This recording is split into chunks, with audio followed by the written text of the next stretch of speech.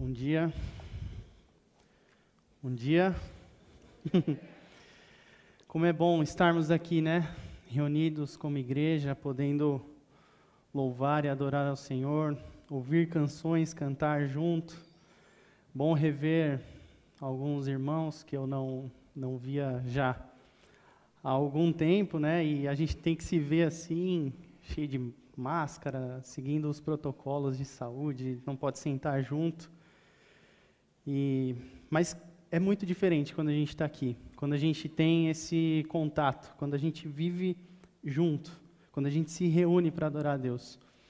Inclusive, a esse respeito, nós temos que estar muito atentos a alguns irmãos, nossos irmãos e irmãs nesse momento tão difícil, né, que já dura mais de um ano.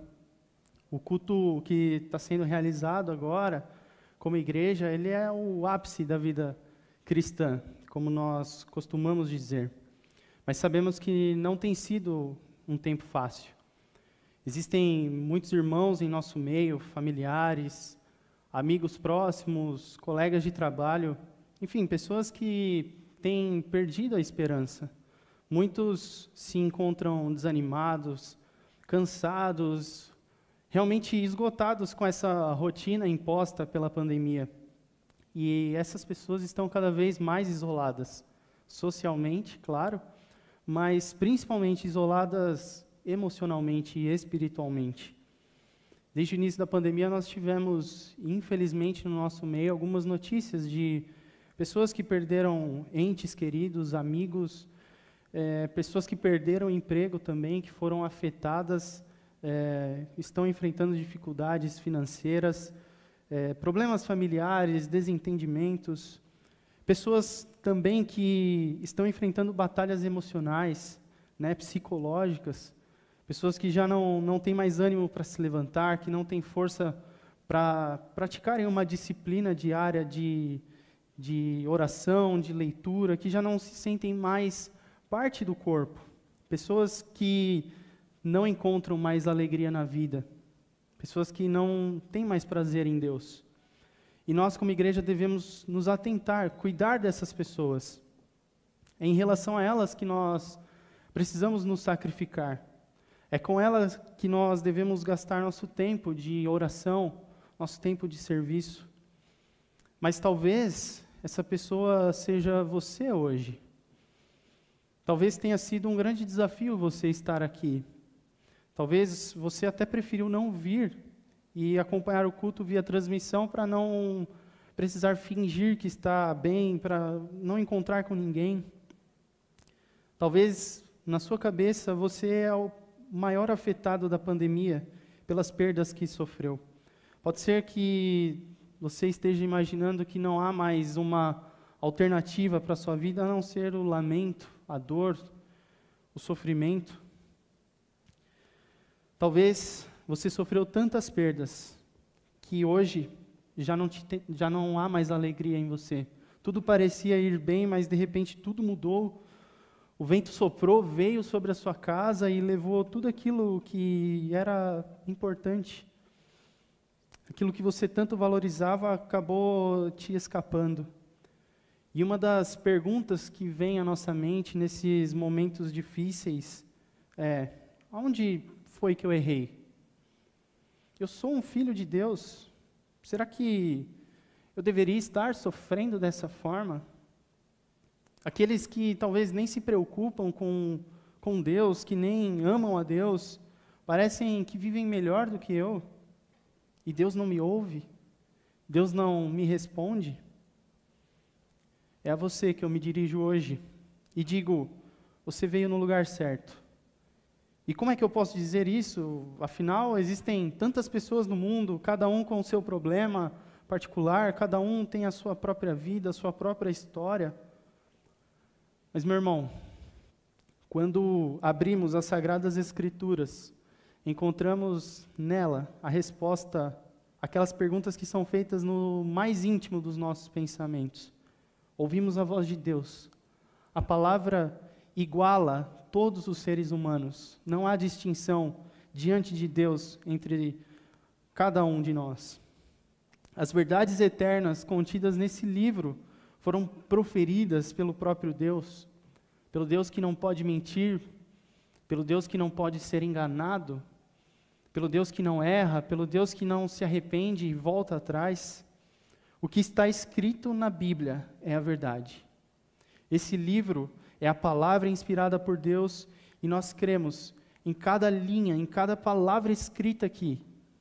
E a parte das nossas individualidades, o texto que vamos ler hoje diz que existem somente 2 tipos de pessoas. Abra sua Bíblia no livro de Salmos, Salmos capítulo 1.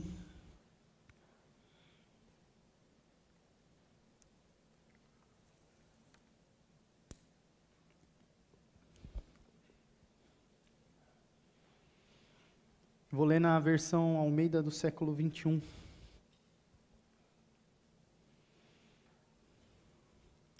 Diz o seguinte: Bem-aventurado aquele que não anda no conselho dos ímpios, não se detém no caminho dos pecadores, nem se assenta na roda dos zombadores. Pelo contrário, seu prazer está na lei do Senhor, e na sua lei medita de dia e de noite. Ele será como a árvore plantada junto às correntes de águas, que dá seu fruto no tempo certo e cuja folhagem não murcha. Tudo que ele fizer prosperará. Não é assim com os ímpios. Eles são como a palha que o vento dispersa. Por isso os ímpios não prevalecerão no julgamento, nem os pecadores na assembleia dos justos.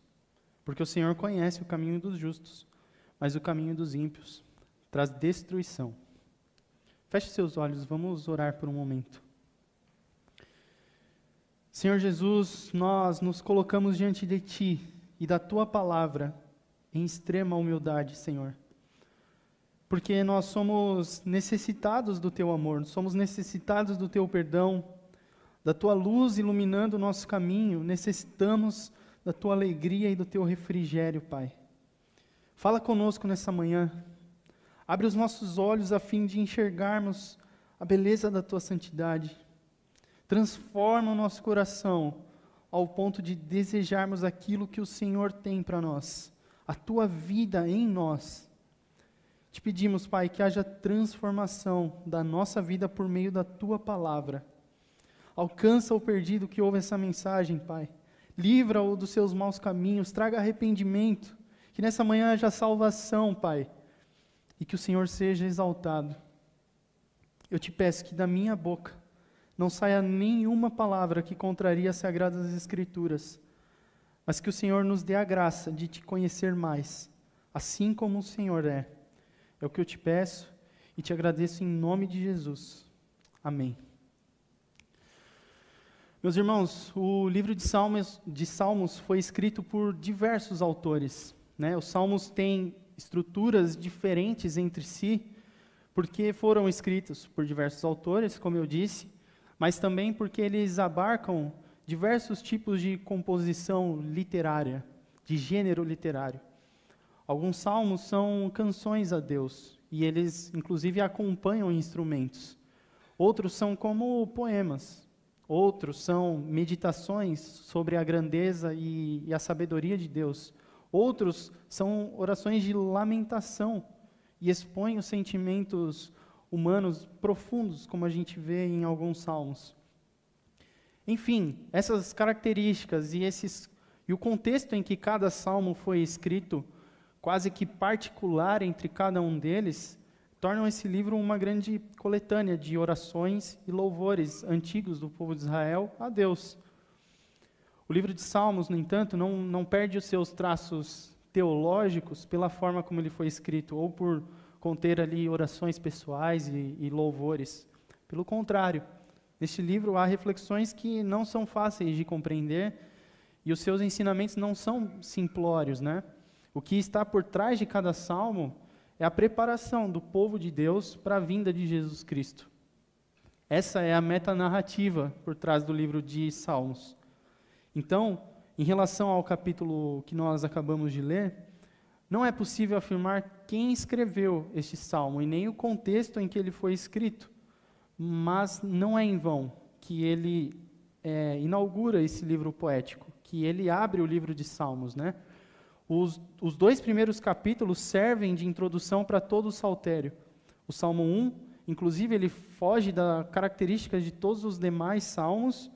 Ele é um salmo de sabedoria, que descreve um indivíduo piedoso ideal, ou seja, o modelo de como nós devemos ser, da pessoa que vive de acordo com as instruções de Deus. E o Salmo 2, por sua vez, descreve o Messias, o rei de Israel, o rei ideal de Israel.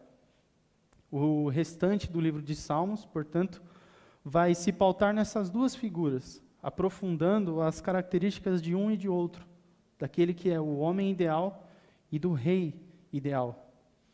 Hoje, já com o cânon bíblico completo, com toda a narrativa encerrada, nós percebemos que não foi possível a nenhum homem alcançar esse ideal divino, né, perfeito, e nem de concretizar a felicidade e a paz do reino de Deus, a não ser por uma única exceção. Logo, o livro de Salmos dá testemunho de uma pessoa, daquele que seria o único homem perfeito, o rei ideal de Israel, o Messias. Ele foi o único que conseguiu obedecer aos preceitos de Deus. E é somente por meio dele que podemos obter a nossa redenção, a nossa salvação, os benefícios prometidos na palavra e descritas também no livro de Salmos. Sobre o livro de Salmos, Martinho Lutero diz que o saltério promete a morte e a ressurreição de Cristo de modo tão claro e retrata seu reino, bem como a condição e natureza de toda a cristandade, que poderia muito bem ser chamado de pequena Bíblia. Abrange de modo extremamente belo e sucinto o conteúdo de toda a Bíblia. Portanto, meus irmãos, é sobre este prisma que nós devemos olhar e interpretar o livro de Salmos. Hoje nós vamos nos ater ao capítulo 1, cuja estrutura pode ser dividida basicamente em 2 partes. A primeira parte é composta pelos versículos de 1 a 4, em que o salmista faz a distinção moral entre as figuras do justo e do ímpio, enquanto a segunda parte apresenta o ato judicial de Deus em relação a cada um deles. A nossa pretensão essa manhã é entender, à luz das Escrituras, qual é a nossa condição. E o texto começa dizendo o seguinte: bem-aventurado aquele que não anda no conselho dos ímpios, não se detém no caminho dos pecadores e nem se assenta na roda dos zombadores. Ele começa com a expressão bem-aventurado. Feliz é aquele, bem-aventurado é aquele. E ao ler essa pequena expressão, eu já fico com a nítida impressão de que o salmista está falando como alguém que observou muita coisa ao longo da sua vida e chegou a uma conclusão. Ele não fala assim em primeira pessoa, do tipo, eu fui feliz quando eu fiz isso e aquilo. Não, ele fala de um modo geral, de um modo universal. E por que isso é tão importante? A humanidade tenta, há milhares de anos, encontrar qual é o segredo de uma vida boa, qual é o segredo da felicidade, de uma vida feliz. Todos aqueles que conceituaram felicidade, na verdade, partiram de um conceito próprio daquilo que lhe fazia feliz ou daquilo que ele entendia ser uma vida feliz. Para uns, a felicidade está em se entregar às próprias paixões, a viver uma vida desregrada, com liberdade para escolher o que ele bem entende, não se submeter a nenhum tipo de restrição ou de ordem, mas isso não se encaixa na vida daqueles que enxergam a felicidade numa vida disciplinada, que se satisfaz cuidando do corpo, vivendo ali um período da manhã de estudos e tudo mais. Uns são felizes quando estão rodeados de pessoas, rodeados de amigos, vivem em festa, numa vida agitada. Outros, por sua vez, são felizes quando estão no sossego, quando não estão perto de ninguém, quando não precisa dar atenção para ninguém. Para uns, e é bizarro pensar isso, o carnaval é o feriado mais alegre de todos. Mas para nós, né, talvez seja o período do ano que a gente mais odeia aqui no Brasil. A conclusão é de que não há uma regra estabelecida para a felicidade. E até certo ponto, isso é verdade, pois nesse mundo não é possível encontrar algo que alegre cada coração humano, que satisfaça o desejo de cada um, individualmente falando. Não há um senso comum no mundo quando o assunto é felicidade. No entanto, o salmista está observando a vida verdadeiramente feliz e ele encontra algo que merece destaque. Ele não menciona um homem especificamente, ele fala do gênero humano em si. Como é possível ser feliz? A afirmação dele é categórica, não há nenhuma dúvida aqui. Não se trata de quem potencialmente será feliz. Ele tem convicção quando ele diz que bem-aventurado é aquele. E nessas palavras observamos o que ele vai pretender ao longo de toda essa mensagem. Dizer que existem pessoas que são felizes, existem pessoas que não são felizes. Existem os que estão com o coração cheio e os que estão com o coração vazio. E a pergunta que surge a partir dessa expressão é: ok, quem é esse homem feliz? Quem é essa pessoa feliz? Aquele que não anda no conselho dos ímpios, não se detém no caminho dos pecadores, nem se assenta na roda dos zombadores. Em nosso dia a dia, nós vivemos em contato com todo tipo de gente. Pessoas com os valores mais diversos que existem, mais antagônicos às vezes aos nossos. E nós precisamos entender o que significa o texto aqui, para que a partir dele a gente não venha construir um muro, né, entre nós e o mundo, entre nós que cremos na palavra e o pecador. Como seremos felizes? A proposta do salmista, ao fazer essa distinção, não diz respeito ao ambiente, ao lugar onde nós estamos, mas a algo muito mais profundo. Na mesma intensidade em que estes homens ímpios buscam a sua satisfação pessoal, o salmista entende, eles estão indo de encontro com todo tipo de pecado, porque no coração humano habita naturalmente a marca do pecado. O entendimento de felicidade do ser humano vai estar sempre manchado por isso, vai estar sempre relacionado ao pecado. Quando o seu coração humano satisfaz uma pretensão que é pecaminosa, aí nós temos uma falsa sensação de felicidade. E por que falsa? Porque o pecado, meus irmãos, não tem a capacidade de satisfazer o coração humano. Ele apenas gera mais e mais buracos, mais e mais demandas, marcas, feridas, destruição, e que precisa ser preenchido com ainda mais pecado. E assim nós vamos nos afundando, conforme veremos mais à frente. E o salmista expõe como gradualmente somos levados pelo engano de uma vida nos termos do mundo. Primeiro ele fala do conselho do ímpio. Ímpio é aquele que não vive uma vida de piedade, piedosa, que não tem fé, é aquela pessoa que não se submete aos valores observados pela fé cristã, encontrados na palavra de Deus, que não rende a Deus o culto que lhe é devido. O ímpio, ele não se coloca de joelhos diante de Deus. Ele não procura nas Escrituras a resposta para os seus dilemas. E o salmista diz que feliz é aquele que não ouve e segue o conselho dos ímpios.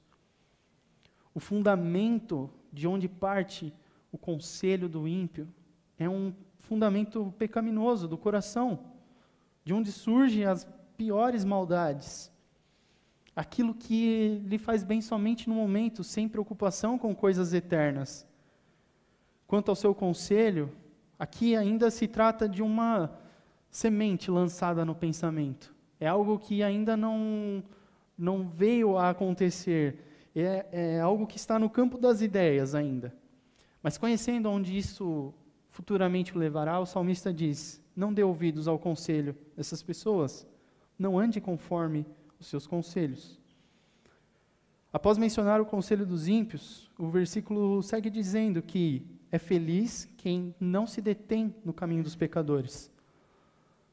Aqui já há um nível maior de envolvimento, você percebe isso? Aqui ele não se restringe mais a ouvir meramente um conselho, mas a se deter no caminho.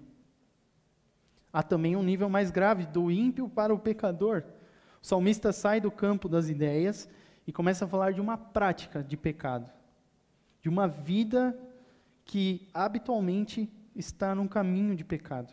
Se deter no caminho dos pecadores é passar a agir conforme os pecadores, os transgressores da lei de Deus, os desobedientes, os adúlteros, os imorais, os irados.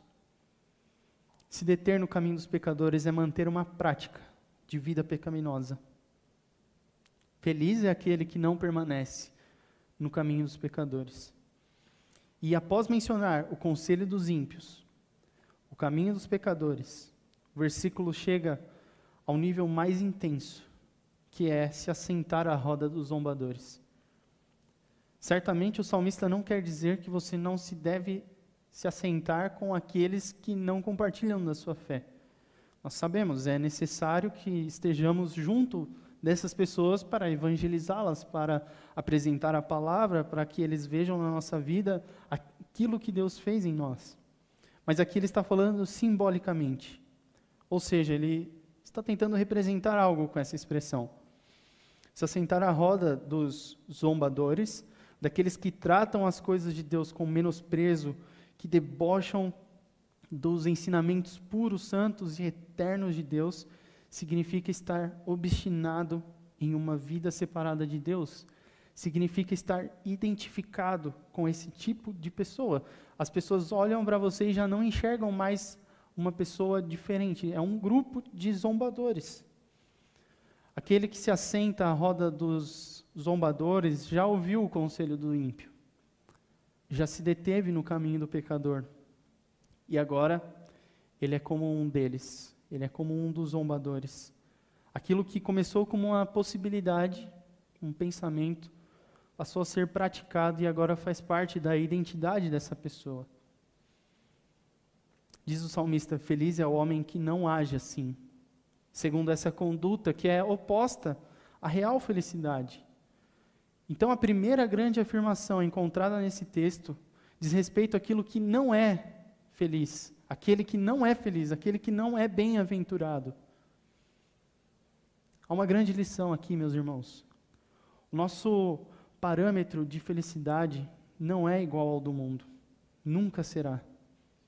Não podemos desejar a felicidade como o mundo deseja.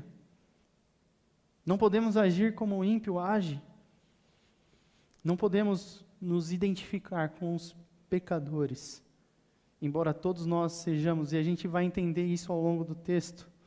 Por isso o salmista faz essa separação entre o justo e o ímpio.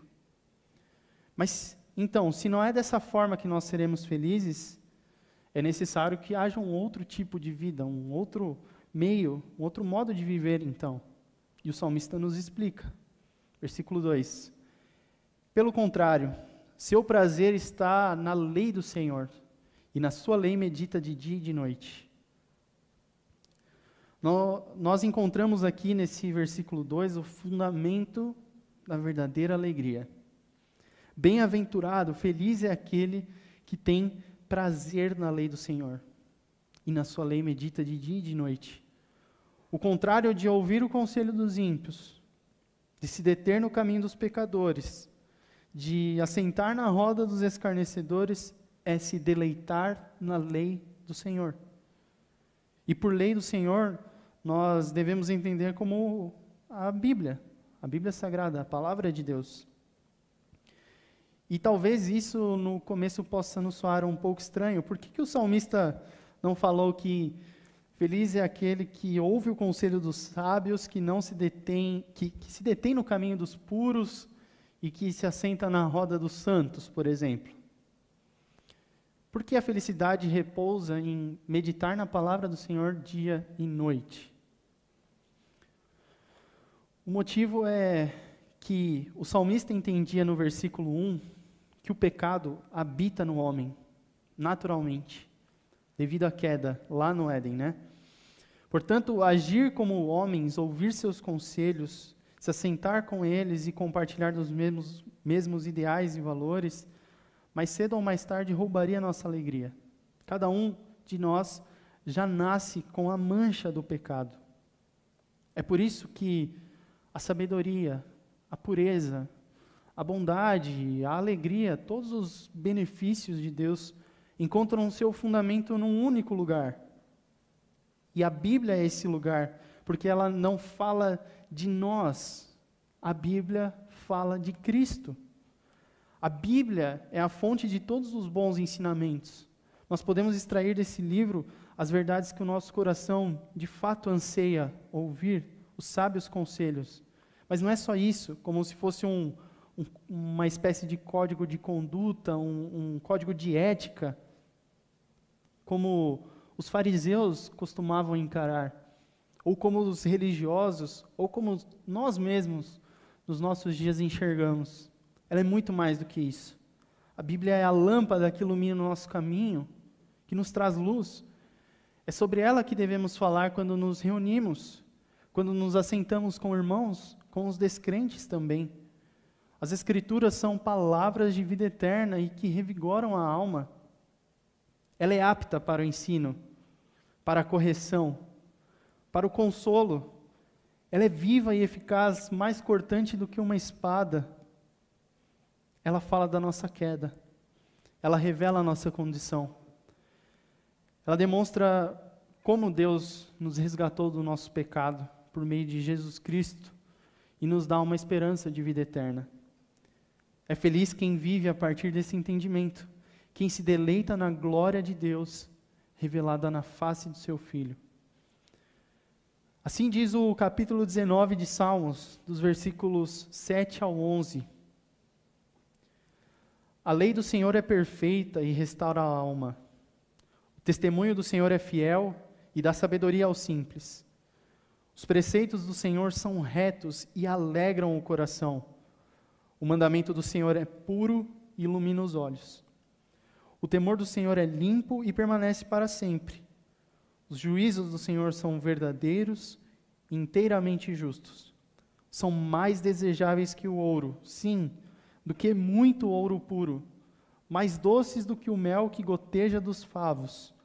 Também o teu servo é advertido por meio deles, e há grande recompensa em segui-los. Portanto, é feliz quem desfruta das bênçãos de Deus, especialmente da sua palavra. Quem tem prazer na leitura e na meditação dos textos bíblicos. Você já parou para calcular ou pensar agora quanto tempo da sua semana foi dedicado às Escrituras, à meditação nos textos bíblicos? Você já questionou o motivo de talvez você não se sentir completamente feliz? Talvez você nem tenha motivos aparentes para se sentir triste e mesmo assim parece que está faltando algo. Na verdade, o que é que precisa ter no seu dia para ele ser considerado um dia feliz? É estar com os seus amigos? É a vitória do seu time? É a compra de algo que você desejava há muito tempo? É poder fazer uma viagem? É ter saúde? Um emprego? O que tem ocupado a sua mente, dia e noite? Talvez o desdobramento e as notícias da pandemia, a preocupação com a questão financeira, cuidado com o seu corpo, ou brincadeiras e coisinhas infantis e aleatórias, séries, filmes, Big Brother, a vacina que não sai logo, é se lamentar o dia inteiro por tudo que está acontecendo. O que ocupa a sua mente, dia e noite? Não se engane. O diabo tem trabalhado arduamente para que o povo de Deus desvie os seus olhos da palavra. São tantas distrações, são tantos eventos, acontecimentos que aos poucos nós vamos nos distraindo e ocupando o nosso tempo e correndo atrás de coisas secundárias e nos divertindo para relaxar um pouco. Afinal, é tanta coisa ruim que acontece que a gente precisa de um respiro. e quando a gente percebe, já está distante. Já estamos procurando desesperadamente preencher o vazio do nosso coração com coisas que não nos saciam. A nossa natureza humana vai ganhando espaço. Isso é natural. E nós vamos nos esfriando, perdendo interesse pelas coisas celestiais. Ficamos frios em relação ao culto. Não temos o desejo de estar aqui. Não temos força para acordar e ler a palavra. Nós deixamos de nos preocupar com os irmãos. Logo você já não se sente mais envolvido com o corpo. Não sente mais nada. A igreja virou apenas mais um programa, mais um grupo do WhatsApp para encher a paciência enquanto você está trabalhando. A Bíblia se tornou talvez um aplicativo que você usa uma vez por semana. E o sentimento é inevitável. O isolamento é a única opção para quem está nessa situação. E não é raro que isso resulte num quadro de angústia e até de depressão. E aqui eu quero abrir um parêntese, mas não pretendo me aprofundar no assunto, porque não é do meu conhecimento, não é do meu ramo, mas eu acho importante a gente mencionar isso. Eu não quero dar aos irmãos a impressão de que a depressão ela é fruto de um pecado que você esteja praticando ou da inobservância dos preceitos bíblicos. Também não quero dar a impressão de que não há outros meios que auxiliem no combate às tristezas da vida, às lutas psicológicas e emocionais. Deus capacitou homens dedicados à ciência, aos estudos da medicina e que desenvolveram tratamentos, medicamentos que contribuem para a melhora relevante de muitas pessoas que sofrem de doenças psicológicas. Inclusive, caso você esteja em tratamento, fazendo terapia, tomando remédios, ou pensando em tomar, a Bíblia não condena por isso. Não é pecado ter depressão, se sentir angustiado. Grandes homens de Deus foram vítimas desse mal, e vemos claramente alguns salmos que foram escritos sob a influência desse sentimento. O que eu quero dizer é que estes meios não são capazes de resolver sozinhos e, em definitivo, os problemas da escuridão enfrentados por alguém em depressão. Depois que a medicina conclui o seu trabalho, ou enquanto a medicina ainda atua, é necessário que os anseios dessa pessoa sejam apresentados a um relacionamento íntimo com o Senhor e com a sua palavra. Porque o antidepressivo não é uma solução definitiva, mas Cristo é, nós cremos nisso. E para aqueles que não têm conseguido superar essas dificuldades, eu quero dizer, lembre-se, hoje e amanhã, e todos os dias, não estamos sozinhos e nem perdidos. Quando clamamos ao Senhor, esperamos que Ele venha até nós e nos livre de todos esses sentimentos. Sim, nós esperamos com paciência no Senhor. E à medida em que nos agarramos a Ele como um náufrago se agarra ao último objeto flutuante que ele enxerga, nós podemos ter a certeza de que Ele nos conduzirá até um lugar firme. No fim, Ele nos salvará. Porque estamos certos de que somente em Cristo nós temos vida. E como consequência disso, enquanto as Escrituras não ocuparem um espaço relevante do nosso dia, da nossa mente, do nosso coração, nós não encontraremos a real felicidade cristã por nós mesmos. Ou por qualquer outro meio que não seja Cristo e a palavra. Meu irmão, escute, você não será plenamente feliz se as palavras deste livro não penetrarem no seu coração. A igreja atravessaria essa crise global de uma forma diferente, com uma outra postura, se isso fosse uma realidade nas nossas vidas. Tenho certeza de que se o nosso prazer estivesse na palavra, não estaríamos envolvidos em tantas discussões e dilemas promovidos pela falta de unidade, pela falta de uma compreensão bíblica consolidada, de uma maturidade espiritual. Não somente a nossa condição emocional seria transformada, mas também a nossa relação com a igreja, com os irmãos, com os descrentes, tudo seria muito diferente. Sabe, meus irmãos, a palavra não é só um meio para você alcançar a felicidade pretendida. Não estou expondo aqui os 5 passos para uma vida feliz, não é isso. Mas o texto sagrado diz que feliz é aquele que medita na lei do Senhor. Porque o que a palavra de Deus estabelece é uma paz eterna com o nosso Criador, com quem nós estávamos em guerra. É por isso que ela é a fonte da alegria. Porque por mais que você enfrente situações complicadas, você está em paz com o seu Criador. E isso nada no mundo pode te promover. Eu queria destacar aqui um texto de Paulo aos Filipenses, capítulo 4, os versículos 4 e 8. Versículo 4 diz: alegrem-se sempre no Senhor. Outra vez digo, alegrem-se. Alegrem-se no Senhor.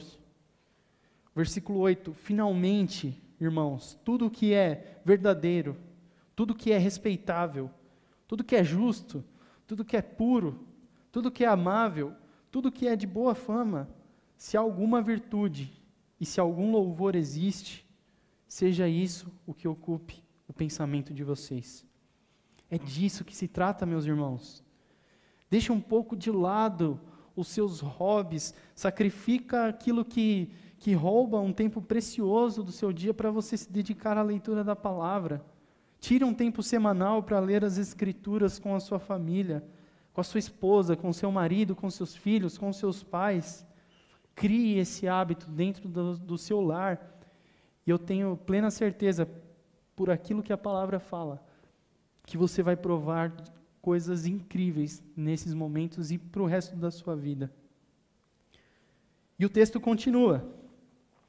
Ele será como a árvore plantada junto às correntes de águas, que dá seu fruto no tempo certo e cuja folhagem não murcha.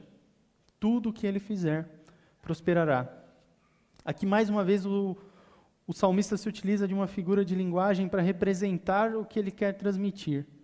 Ele compara aquele homem bem-aventurado, o homem feliz, que medita dia e noite na palavra, compara esse homem a uma árvore plantada junto às correntes de água. O que o salmista está traçando aqui, implicitamente, é um paralelo entre uma árvore saudável, uma árvore frondosa, que produz frutos, com uma outra planta, que ele não menciona, mas que, se é feliz quem é uma árvore, triste deve ser uma outra planta que não é saudável, que não tem frutos, que não dura muito tempo, mas ela seca e murcha, porque não está num terreno fértil. Meus irmãos, não inveje aqueles que prosperam sem Deus. Na verdade, não inveje a ninguém, né? Nem os irmãos aqui. Mas especialmente em relação aos ímpios, que o seu coração não deseje viver a vida que eles vivem para ter aquilo que eles têm. Por mais que os ímpios prosperem e cresçam e pareçam ser como árvores frondosas e pareçam dominar o terreno por onde você passa, pelo seu trabalho, pela sua família, não há para eles uma fonte de nutrientes que os sustente para sempre. Toda a beleza do ímpio, uma hora passa. Não é possível colher dessa árvore frutos. Então você entende que tipo de alegria e de felicidade o texto está falando? Não é nada relacionado à prosperidade material. Não tem a ver com o quanto você controla, o quanto você tem sob o seu domínio. Não tem a ver com o emprego dos seus sonhos, com o seu status, com a amizade de pessoas importantes. Não tem a ver com o seu casamento. A felicidade não tem a ver com um relacionamento perfeito, com você ter filhos ou não. Não tem a ver com o presidente da República. Sua felicidade não tem a ver com a data que você vai ser vacinado. A felicidade não tem nem mesmo a ver se a igreja é do jeito que te agrada ou não. Desfruta da verdadeira alegria, a árvore que está plantada junto às correntes de águas. Traduzindo, é feliz quem tem em Deus a sua fonte abundante de alegria. Quem encontra nas Sagradas Escrituras os seus nutrientes necessários para permanecer de pé e saudável. O que os ímpios não podem ter é essa fonte abundante, tão abundante como correntes de água. Não se trata de pouquinha água, não é uma chuva que cai de vez em quando, não é alguém que vem e rega essa árvore, não é uma garoa, são correntes de águas abundantes, que nunca secam, que transbordam, que sustentam a vida daquele que está ali, junto da fonte da vida. A felicidade, a alegria, o prazer que flui do interior dessa árvore é o que lhe permite permanecer num estado eterno de prosperidade. É somente a bênção divina, a obra produzida por Deus, que confere esse contentamento a alguém. E é por isso que o capítulo 1 inicia dizendo: não se iluda com o conselho dos ímpios, não se detenha no caminho dos pecadores, não se assente na roda dos escarnecedores, porque neles não há uma vida real, não há um futuro promissor, não há vida neles. E com isso nós entendemos um pouco melhor o final do versículo 3, que ele fala agora da exteriorização daquilo que foi operado no interior do coração do justo. Ou seja, é somente pela provisão da palavra, das substâncias necessárias ao desenvolvimento dessa árvore, é que ela pode dar frutos no tempo certo. E é por esse mesmo motivo que as suas folhas não murcham. Os frutos não dizem respeito à qualidade, aos méritos da árvore, mas ao local onde ela está plantada.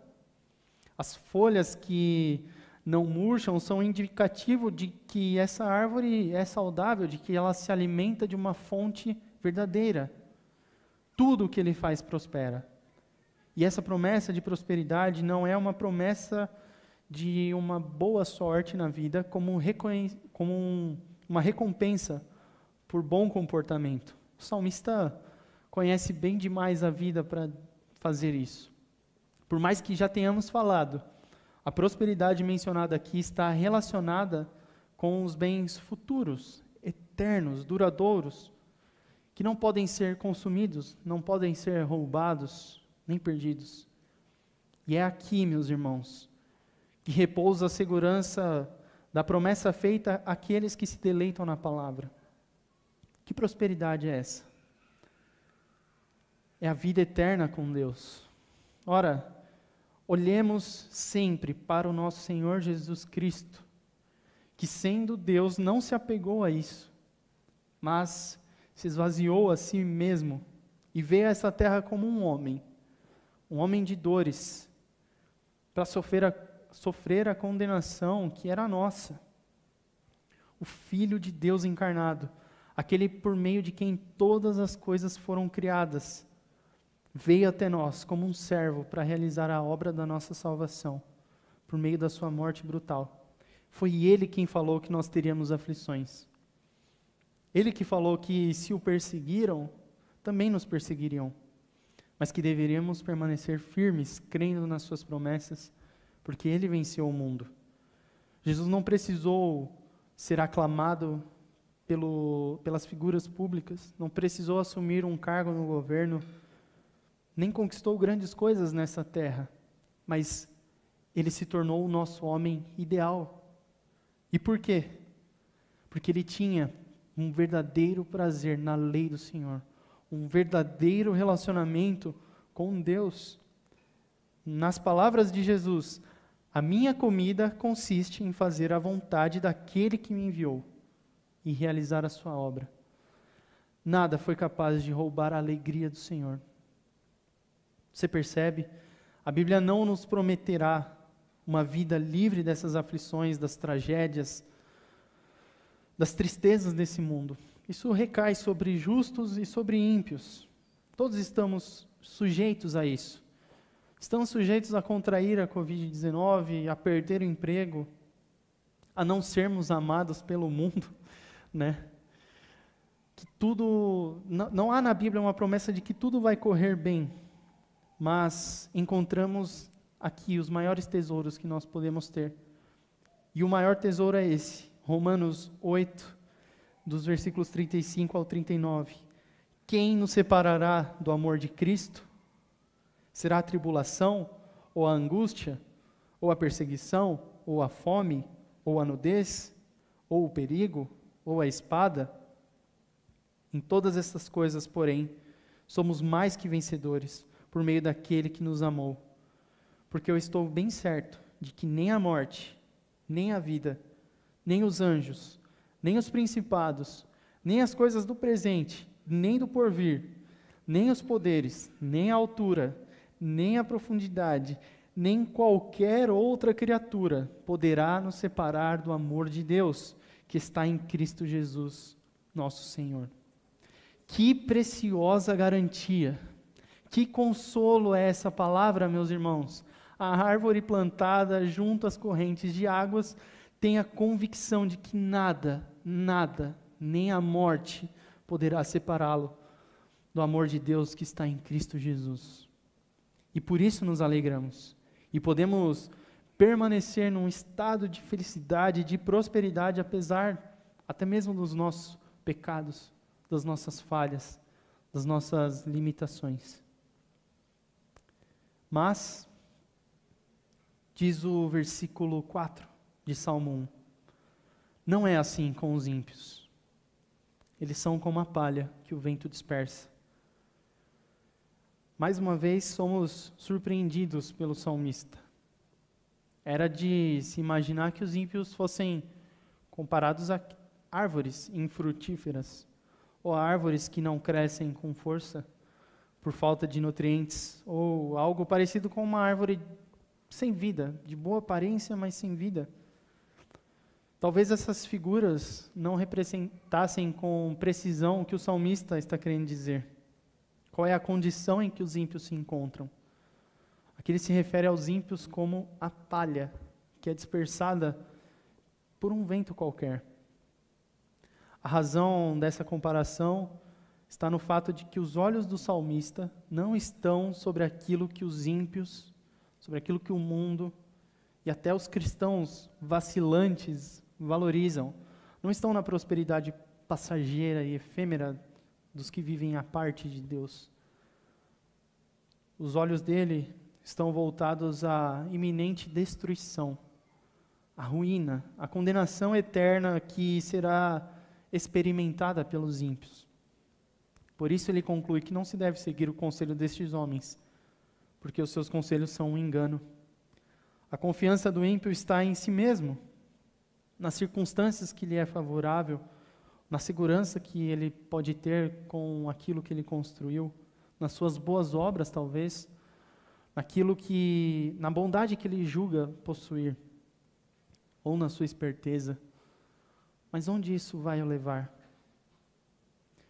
Por mais fortes e bem-sucedidos que nos pareçam, por mais alegres que eles pareçam, os ímpios são como palha, totalmente frágeis, vulneráveis, indefesos em relação aos percalços da vida. Diante das adversidades, dos ventos fortes e das tempestades, eles são completamente eliminados. Sua esperança não se sustenta.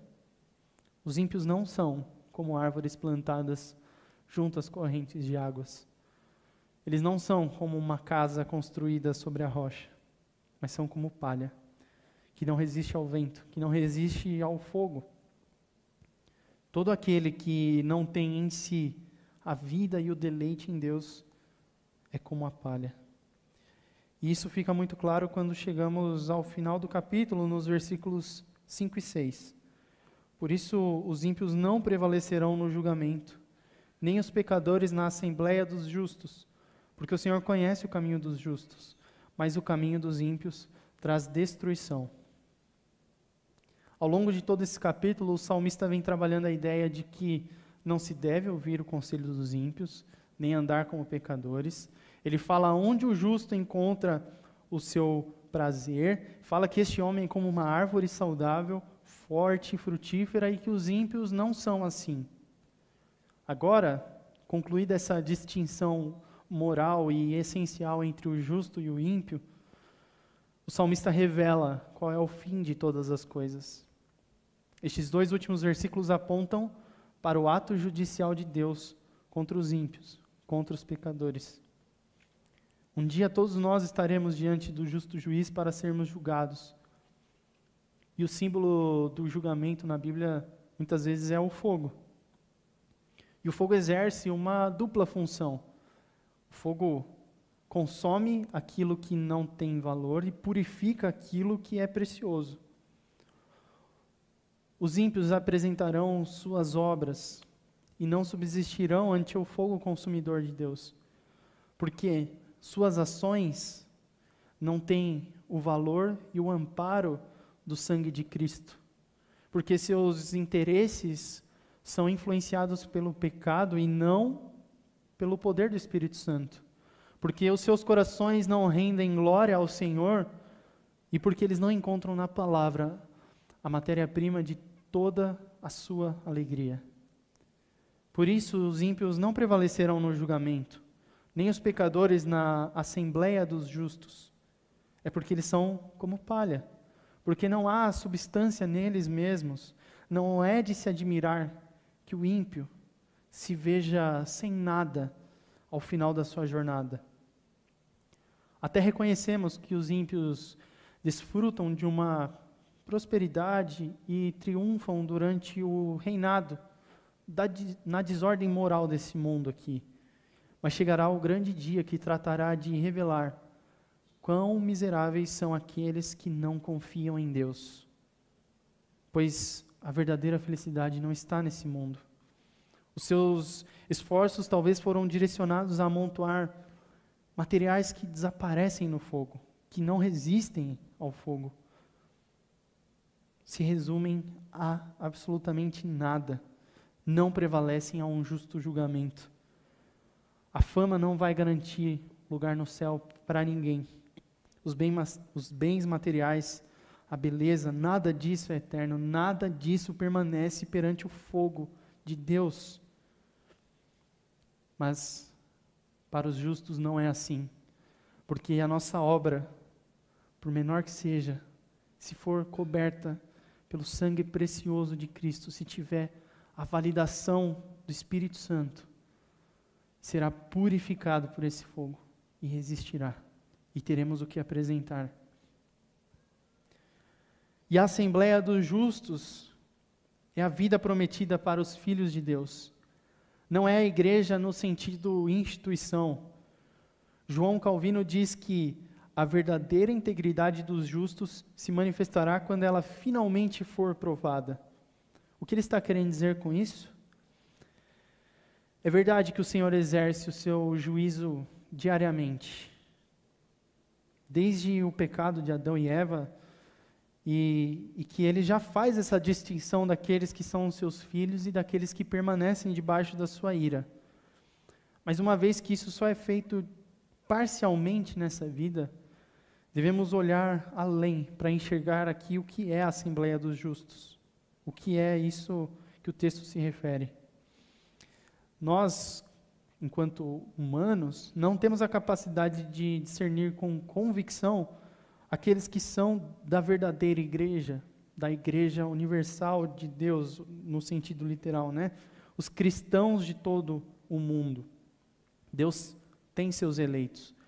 E nós entendemos que não se perde a salvação, mas que é possível fingir possuí-la. Por isso, o salmista não fala da igreja como instituição. A Assembleia dos Justos, em que os ímpios não participam, não prevalecem, não resistem, é a reunião de todo o povo de Deus, dos cristãos de todas as eras, a verdadeira noiva. Portanto, devemos aguardar pacientemente o dia da revelação, quando Cristo separará as ovelhas dos cabritos, no termo bíblico. Ao mesmo tempo, devemos ter a certeza de que os ímpios estão destinados à miséria, que despertarão do sono e perceberão que estiveram sonhando quando acreditavam ser felizes, sem perceber o real estado de seus corações. E então o capítulo termina dizendo que o Senhor conhece o caminho dos justos, mas que o caminho do ímpio traz destruição. Interessante, o Senhor conhece o caminho dos justos. Ele não é o Deus onisciente, o Deus que conhece todas as coisas, todas as ações de cada pessoa no mundo, os pensamentos, as intenções. O Senhor não conhece o caminho, então, de todos? O verbo aqui, conhecer, se compara mais ou menos ao noivo que conhece intimamente a sua noiva após o casamento. Ou como Paulo fala em Romanos, capítulo 8, aos que de antemão conheceu, ele também os predestinou para serem feitos à imagem do Filho. Então, assim como o Pai conhece o Filho, assim como o Pai ama o Filho, ele também conheceu e nos amou como justos por meio de Cristo. Já o caminho dos ímpios traz destruição. E o contraste é evidente. Embora aqui não haja no texto explicitamente qual é o fim da vida do justo, há a certeza de que é uma vida conhecida e amada por Deus. Agora, o fim dos ímpios e de todos aqueles que ignoram os conselhos e os mandamentos da palavra é certo. É um caminho de destruição. Gostaria de finalizar trazendo algumas aplicações que nós podemos extrair desse texto. Em primeiro lugar, nós precisamos crer na palavra de Deus. E pode ser que você esteja pensando que dizer isso é óbvio, mas se é assim tão óbvio, por que tentamos negar essa verdade todos os dias? Por que julgamos ser possível ser feliz sem Cristo, sem o deleite nas Sagradas Escrituras? Por que nossas decisões, então, são baseadas em sentimentos humanos e não nas verdades eternas da Bíblia? Nós não somos autoalimentados, não há dentro de nós aquilo que nós necessitamos. Na nossa humanidade, não vamos encontrar aquilo que o nosso coração anseia. Precisamos de algo que nos alimente e que mate essa fome. E somente Cristo pode ser essa fonte inesgotável, como correntes de águas vivas. Estamos sujeitos a todo tipo de sentimento, de lutas, de angústias. E é a nossa postura diante das Escrituras, o deleite em Deus na nossa vida devocional, que definirá se seremos levados como a palha ou se seremos como árvores plantadas. Em segundo lugar, quero lembrá-los de uma grande verdade.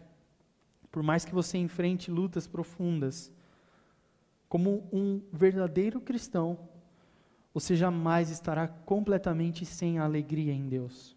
Isto é, o seu coração reside a verdadeira fonte de alegria. O cristão tem nele o Espírito Santo. Sempre haverá ali uma marca, um resquício da verdadeira felicidade.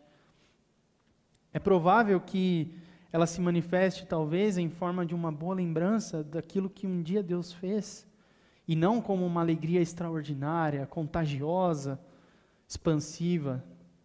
Nem sempre será aquilo que um dia você viveu na presença de Deus, aquilo que você experimentou na comunhão dos irmãos e que agora você deseja reconquistar, mas um sincero fragmento dessa alegria. Esse pequeno fragmento de alegria plantada por Deus em seu coração é maior do que qualquer felicidade prometida pelo mundo. O que nos leva ao terceiro ponto. Você não precisa esperar as boas notícias chegarem, os bons acontecimentos, as grandes conquistas, o relacionamento perfeito surgir, o elogio ou o cargo, a atenção que você deseja receber para você se alegrar. É frustrante chegar onde você tanto sonhou e perceber que, na verdade, não é aquilo que te faz feliz. É a partir dessa ilusão que os ímpios vivem, mas nós não. Nós podemos desfrutar da prazerosa presença de Deus em nossas vidas, mesmo em meio ao caos. Em meio a todas as circunstâncias, Ele é a nossa garantia de que um dia estaremos na Assembleia dos Justos, contemplando ao Senhor face a face. E por último, leia a sua palavra. Leia a sua Bíblia, medite nela, de tal forma que você comece a falar como está escrito na Bíblia. Claro, não fora do contexto, né? Usando palavras antigas, não é disso, mas que os seus pensamentos estejam cativos à palavra e que os conselhos que você dá não sejam a partir do seu intelecto, mas a partir da palavra. Que a vida de Cristo não seja um mero exemplo moral a ser seguido, mas que pelo poder do Espírito Santo, essas palavras transformadoras sejam reveladas ao seu coração e que você seja capacitado a viver o que a Bíblia nos ensina. Assim você vai manifestar a sabedoria da palavra, vai amar a Deus e ao próximo como a Bíblia nos ensina, vai perdoar como a Bíblia ensina, vai trabalhar como um homem e uma mulher de Deus devem trabalhar, que você, de fato, se alegre na palavra, e que no fim, se você deseja deixar um legado para as pessoas que te conhecem, para as pessoas que trabalham com você, para a sua família, para os seus amigos, que você tenha bem claro que você deixe bem claro que você é alguém que ama a palavra, que imita a Cristo e que é verdadeiramente feliz. Amém?